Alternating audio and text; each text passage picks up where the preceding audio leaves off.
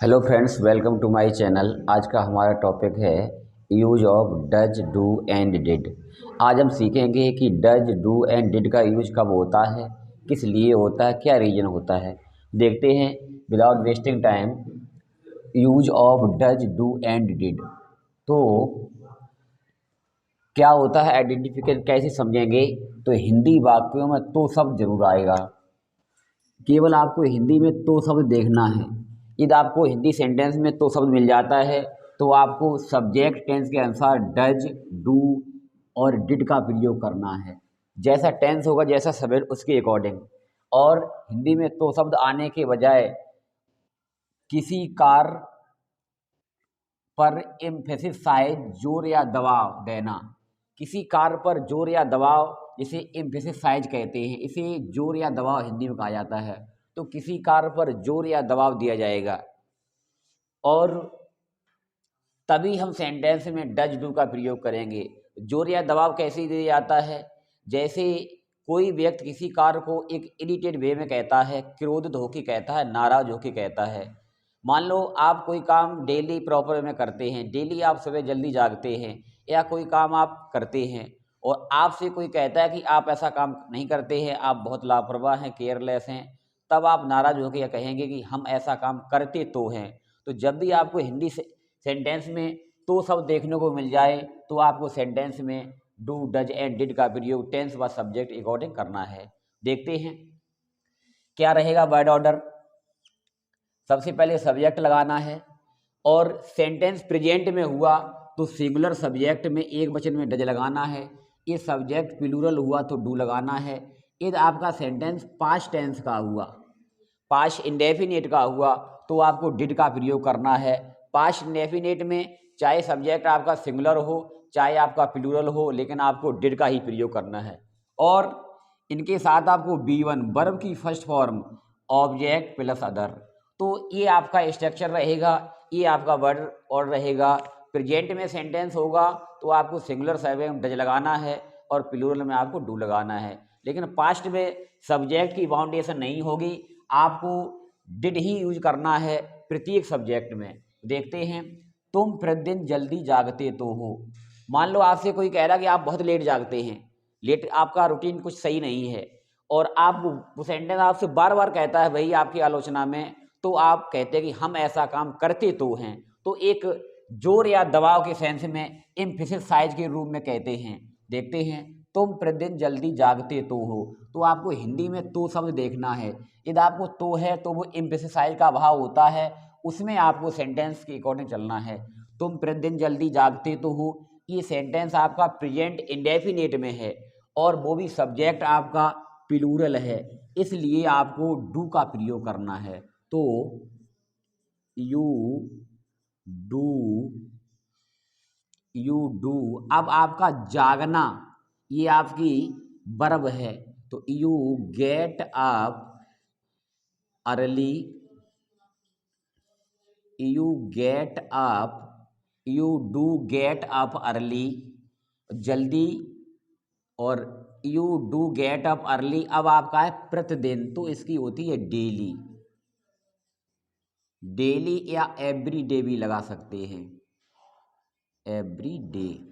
तो you do get up early daily या every day. अब देखते हैं सेकंड सेंटेंस, राधा अपना काम करती तो है। तो राधा आपका सिंगुलर सब्जेक्ट है, इसलिए राधा।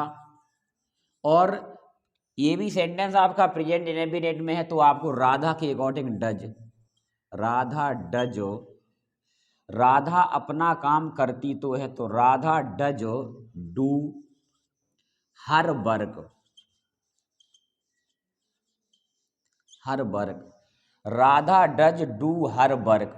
तो इसमें आपको देखने को है कि आप सोच रहे हो इसमें डज भी लगा है और डू भी लगा है, दोनों ही हेल्पिंग वर्ब क्यों लगी हैं। तो इसमें ऐसा नहीं है। ये आपका जो शब्द आया है वो आपका राधा के अकॉर्डिंग, जो राधा सिंगुलर उसके अनुसार आपका आया है। और ये आपका जो डू है वो आपकी मेन वर्ब है, जो करना की इंग्लिश है। यहाँ आपकी डज राधा के अकॉर्डिंग है, जो कि तो के सेंस में आया है, और ये डू आपका है वो आपका मेन वर्ब है जो करना की इंग्लिश है। तो Radha does do her work. इस सेंटेंस में आपको कंफ्यूज नहीं होना है कि डज और डू दोनों ही क्यों लगा है। तो ये आपका तो के सेंस में, इसका आपका यहाँ तो का सेंस है, और ये आपकी करना है जो कि आपकी मेन वर्ब है। तो Radha does do her work. Next, Gopal सत्य बोलता तो है। तो ये भी आपका प्रेजेंट इंडेफिनिट का है। तो Gopal does speak the truth. Gopal does speak the truth.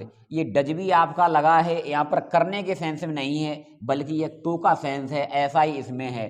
तो ये आपका डज है वो करने के सेंस में नहीं है बल्कि तो के सेंस में है, और ये आपका जो डू लगा है वो मेन वर्ब अर्थात करने के सेंस में है। तो नेक्स्ट देखते हैं, ये आपके प्रेजेंट इंडेफिनिट के थे। अब थोड़ा गौर करते हैं पास्ट पर। हमारे दादाजी प्रतिदिन रामायण पढ़ते तो थे। तो ये आपका पास्ट इंडेफिनिट का है जिसमें आपको डिड का प्रयोग करना है सभी सब्जेक्ट के साथ। तो अवरो ग्रैंडफादरो, अब पास्ट इंडेफिनिट का तो आपको डिड का यूज करना है। तो डिडो, अब क्या करते थे, रामायण पढ़ना, तो रीड द रामायणा। रामायणा, और प्रतिदिन की इंग्लिश आपकी होती है डेली या एवरी, तो daily. Our grandfather did read the Ramayana daily. Next example देखते हैं, तुम बचपन में आंख मिचौनी खेलते थे। तो यू डिड प्ले, अब आंख मिचौनी होती है hide and seek. You did play hide and seek, और कब खेलते थे, तो बचपन में। You did play hide and seek in the childhood. You did play hide and seek in the childhood. तो ये था आपका एक छोटा सा हमारा वीडियो जिसमें हमने use of does do and did का सीखा। ये वीडियो आपको पसंद आए तो इसे लाइक एंड सब्सक्राइब करें, और देखने के बाद, वॉच करने के बाद बताएं कि वीडियो आपको कैसा लगा, वो कमेंट्स करके बताएं। Thanks for watching my video.